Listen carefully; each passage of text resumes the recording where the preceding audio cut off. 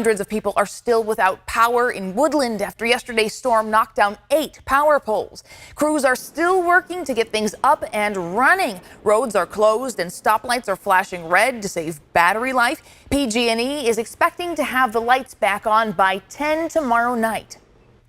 And this neighborhood in Tracy got hit hard by yesterday's storm. People's belongings and fences got ripped up, trees and power lines are down, and the power and cable went out. Neighbors there say they have never heard wind like they did yesterday and even saw some ominous-looking clouds.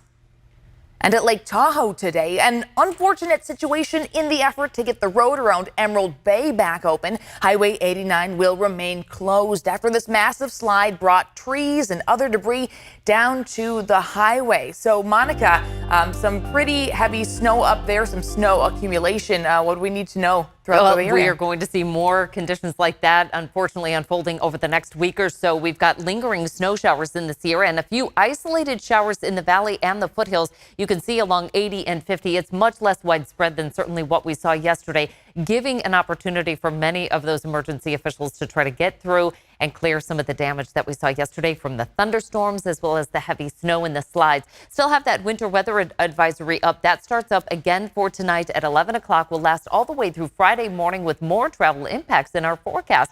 Our temperature trend has been unseasonably cool. Normally we're in the upper 60s. Today, only in the upper 50s.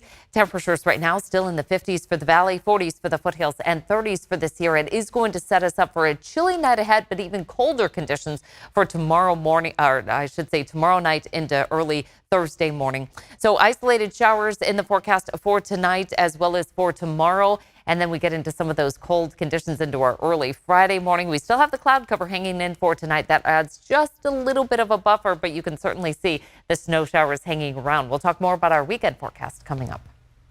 Monica, thank you. Parts of Ocampo in San Joaquin County are still recovering from flooding earlier this year, but there may be more help on the way. The county is hoping money from the federal government will fund a new project to help neighbors avoid future flooding. Kurt Rivera has more.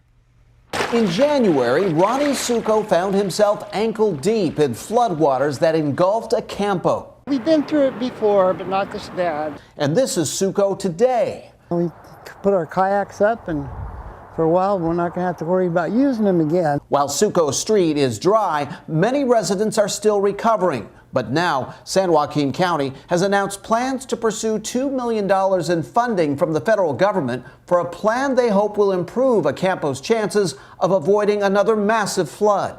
The county's plan is to move water away from town through a series of newly improved roadside ditches. For a project that would intercept drainage from the upper part of the watershed that comes down to these communities, divert it towards the McCallum River, divert some of it into burned up fields for groundwater recharge. In effect, slowing the water down before it reaches town. A $2.5 million drainage system installed in Ocampo just 4 years ago was not enough to handle the historic series of storms. Residents like Leslie Asuncion are hopeful the new plan will help. Oh yeah, for all of us, yeah. You know, we had to, me and Ron, we had to walk through the water all the way down there. Ronnie Succo is hopeful for any fix, too. People prayed for rain, and they didn't say in moderation. We got it all at once. The county is hoping to get another $3.5 million to build out the project, but the planning will take between 18 months to 2 years before construction could even begin.